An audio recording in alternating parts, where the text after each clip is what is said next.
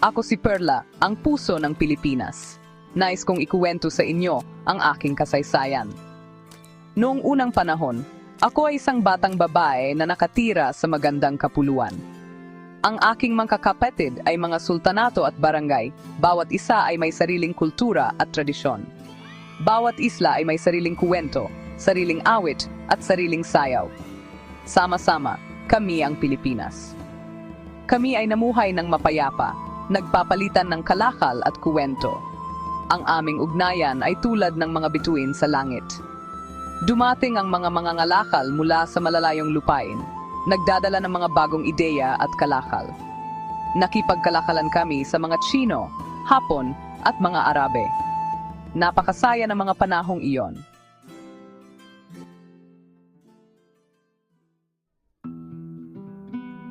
Ngunit isang araw, may dumating na mga dayuhan na may mga malaking barko at bakal na baluti. In the name of Spain, I claim this land. Nagbago ang lahat. Ipinalaganap nila ang kanilang relihiyon at wika sa buong kapuluan. Unti-unti, nagsimula akong magbago. Ang aking mga tradisyon ay nahalo sa mga bagong kaugalian. Ngunit hindi lahat ay naging madali. Maraming pagsubok ang aking pinagdaanan. Ang aking mga anak ay nakaranas ng paghihirap at pang-aapi. Ngunit hindi ako sumuko. Ang aking mga anak ay lumaban para sa kalayaan.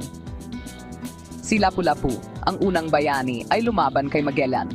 Si Gabriela Silang ay namuno sa himagsikan sa Ilocos. At si Jose Rizal ay gumising sa damdamin ng bayan sa pamamagitan ng kanyang mga sulatin. Pagkatapos ng mahabang panahon, umusbong ang himagsikang Pilipino. Mga bayani tulad nina Bonifacio at Aguinaldo ay namuno sa ating pakikibaka. Sa wakas, pagkatapos ng 333 taon, nakamit namin ang aming kalayaan mula sa Espanya.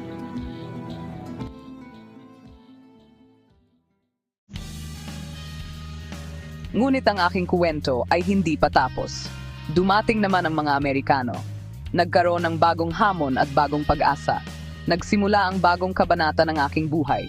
Bagong wika, bagong sistema ng edukasyon. Ngunit sa kabila ng lahat, nanatili ang diwa ng pagiging Pilipino.